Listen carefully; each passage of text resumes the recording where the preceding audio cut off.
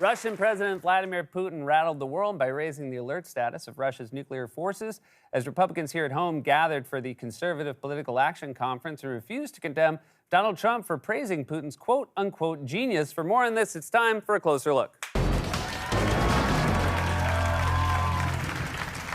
It really feels like everywhere you look these days, the world is at the whims of fully insane people. Like, on top of everything else that's going on right now, I'm so mad that I have to care when Marjorie Taylor Greene, of all people, says and does. This is a person who, at best, should have her picture on the door of a Ruby Tuesdays below the words, "Do not admit," because she tried to steal feta from the salad bar. And yet, depressingly, I have to care because a large portion of the Republican Party is defending or even celebrating her, despite, just as one of many recent examples, her participation in a white nationalist conference. In fact, this weekend, she also did a truly head-spinning interview where she defended her attempt to help Trump overturn the election on January 6th and doubled down on the big lie that the election was stolen, while essentially admitting she had no proof.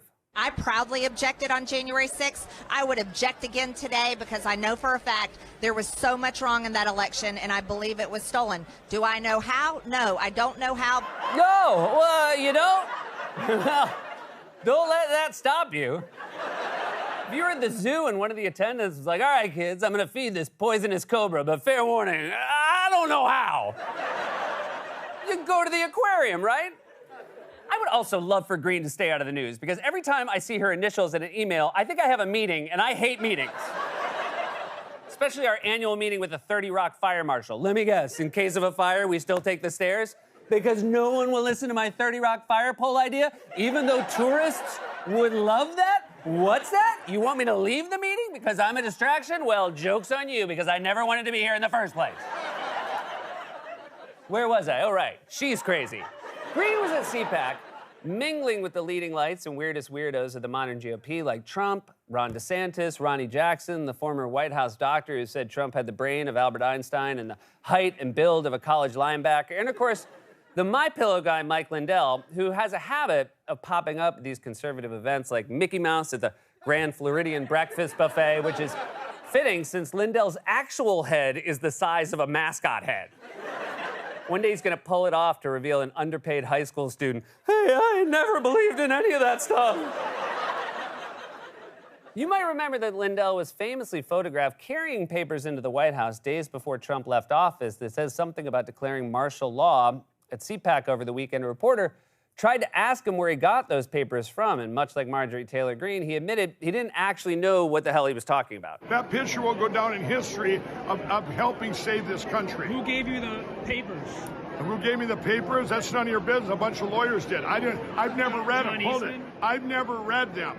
I went in there with evidence on January 15th. You guys are old news. You're regurgitating old news. Well, January 15th, I went in there with 4 papers that shows Dominion and the election crime of the machines in China and attacking our country, cyber attack, all 50 states, over 12 million votes that Donald Trump won by 82 million to 68 million was the real count. Who gave you the papers? I just said a whole bunch of lawyers did. I've never read them.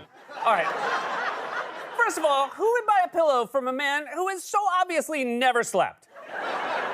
Secondly, if you're going to make legal claims, I feel like you should use slightly more precise language than the phrase "a whole bunch of lawyers," especially since the correct term for a group of lawyers is a hernia. Pack of wolves, pride of lions, hernia of lawyers. Everyone knows that. Also, let me see if I follow this story. A whole bunch of lawyers just handed you some papers about overturning the election and declaring martial law, and you brought them to the White House and showed them to the president without reading them. "Mr. President, here's a whole pile of papers I haven't read, and they're out of order because I dropped them a few times on my way. I also spilled a full cup of coffee on every page, but they're totally real. I got them from a bunch of legal type people who told me they're basically lawyers, except they haven't passed the bar. I'm so sorry, I don't have..." The interview, believe it or not, got crazier from there because Lindell then whipped up a crowd of bystanders into chanting the word traitor at the reporter, and by crowd, I mean like 2 guys. Traitors, traitors, traitors, traitors, traitors. CBS, Robert Costa is a traitor to the United States of America. No, you're a traitor. This is old news. You're regurgitating. You care about, why are you protect a company called Dominion and you attack a company called MyPillow? You're a traitor to our country. You're a disgusting leader. Traitor, traitor, traitor. All right, first of all, I didn't notice until that time he looks at his name tag before he calls him a traitor. You're a traitor, Robert Costa. Also, you made it really easy to attack MyPillow when you named it MyPillow. It's just a mistake to put a possessive adjective in a product name because as soon as someone buys it, it technically becomes their pillow. I feel like this is a conversation you're not yet willing or even capable of having, but when things calm down, I'd love to loop back. Second, I'm not sure I've ever heard a less impressive chant. It's like when two drunk guys at a baseball game try to get the wave going and no one else is on board. My favorite version is when someone at Fenway Park gets hammered and then has muscle memory to a previous game when they did the wave.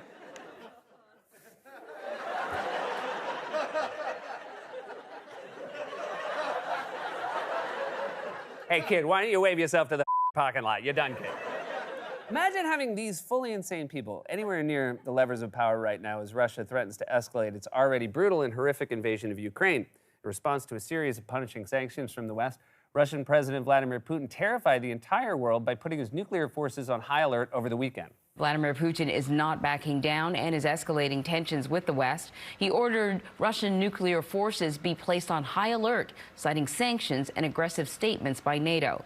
It raises fears the conflict could spiral into a nuclear attack. Okay, look, I know we all hear the words nuclear attack and freak out, but I'm sure everything's going to be fine. Do I know how? No, I don't know how. Still, it's important to just stay calm and follow responsible sources who aren't making outrageous claims or doing outrageous things. Like, for example, yesterday, I very calmly called up the president of NBC and asked them if 30 Rock has a bunker. And they said, you can have a spot in the bunker or a fire pole. And I yelled, fire pole, really fast, which I now regret. Still, it's going to be kick-ass when I have to evacuate. Then I circled back and I said, a spot in the bunker. So one exists. And they said, yes, but there's only room for essential late-night staff like Lauren, Jimmy Fallon, and Wally. Yeah. Sorry, Seth. It's true. They want me in the bunker. But why? Seth, I do cue cards for SNL. Plus, they said if you get nuked, I can do a show from the bunker called Late Night with the Cue Card Guy.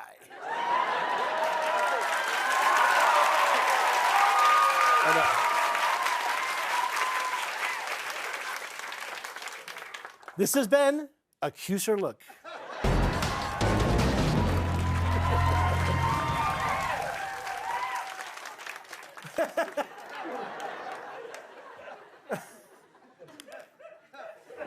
Pretty robust applause there, everybody. Also, who said it was okay to make him the graphics package? The point is, lest you for even a moment thought that interlude with Wally was the point. The point is, Putin is lashing out and threatening the unthinkable in response to a series of intense sanctions and other punishments from the West, and even his closest military officials seem incredibly uncomfortable taking these orders from him. We've seen very clearly this week that Putin is isolated from his own officials. We're talking about the order for the nuclear alert. When he gave this order yesterday in the Kremlin, he was sitting with his two top military officials, the defense minister and the chief of the general staff, and they weren't allowed to get within 15 feet of them. They were sat at the other end of one of these comically huge tables that Putin makes people sit at in the Kremlin. The way that he summons these officials sitting at these huge distances from him around these ludicrous tables, a lot of them look visibly uncomfortable. Okay, first of all, look at this table. That table is insane. Dude, if you're worried about COVID, I have terrible news about nuclear fallout. Mr. President, first warhead has exploded. Get me mask. N96. He's better by one. Sell, get joke. Also, look at the faces of his two top military officials as he was giving them the nuclear order this weekend. They looked like they just turned the key to start the nuclear countdown, but instead it opened a door to a room where their parents were having an orgy. Sergei, look away! The point is, no one, not even apparently Putin's own officials, is watching this horrific war and the humanitarian catastrophe that is unfolding right now and thinking, gee, this Putin guy is a genius. Wait, hold on. Oh, damn it, I forgot there was a Trump clip coming. What's that? There's always a Trump coming? But are we sure that's fair? I mean, he's a former president just trying to enjoy a quiet retirement. Yeah, like, why don't we just leave him alone? What's that? Oh, the clip is from his speech at the Conservative Political Action Conference where he gave the strongest hints yet he might run again. And in that same speech, he doubled down on his praise of Putin. All right, well then roll the clip, mother... Yesterday, reporters asked me if I thought President Putin was smart. I said, of course he's smart, to which I was greeted with, oh, that's such a terrible thing to say. I'd like to tell the truth. Yes, he's smart. The NATO nations, and indeed the world, as he looks over what's happening strategically with no repercussions or threats whatsoever, they're not so smart. They're looking the opposite of smart. If you take over Ukraine, we're going to sanction you, they say. Sanction? Well, that's a pretty weak statement. Putin is saying, oh, they're going to sanction me. They sanctioned me for the last 25 years. You mean I can take over a whole country and they're going to sanction me? You mean they're not going to blow us to pieces, at least psychologically? Nothing is funnier than a person saying you're not smart, and then the best way they can come up to describe the opposite of smart are the words opposite of smart. Also, what the hell are you talking about? Blow Putin to pieces psychologically. What do you want us to do? Get him high and play Dark Side of the Moon, synced up to the Wizard of Oz? Whoa, this blowing me to pieces psychologically. Vasily, how about you? You super high? Whoa, man, I cannot feel toes right now. And yeah, all my Russian accents are gonna sound the same.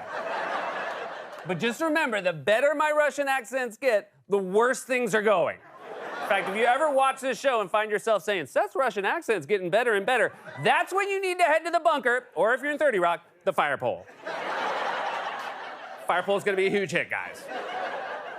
The world is aghast at Russia's brutal and horrific invasion of Ukraine and its threats of escalation, including the thousands of ordinary Russians who have taken to the streets and been arrested for protesting. What we need now, more than anything, is to ignore the deranged rants of reckless morons like Trump and do everything possible to help the refugees, support the Ukrainian people, and find a peaceful path toward de-escalation. Send whoever you need to send. Diplomats, ambassadors, or hell, maybe even a whole bunch of lawyers. This has been A Closer Look.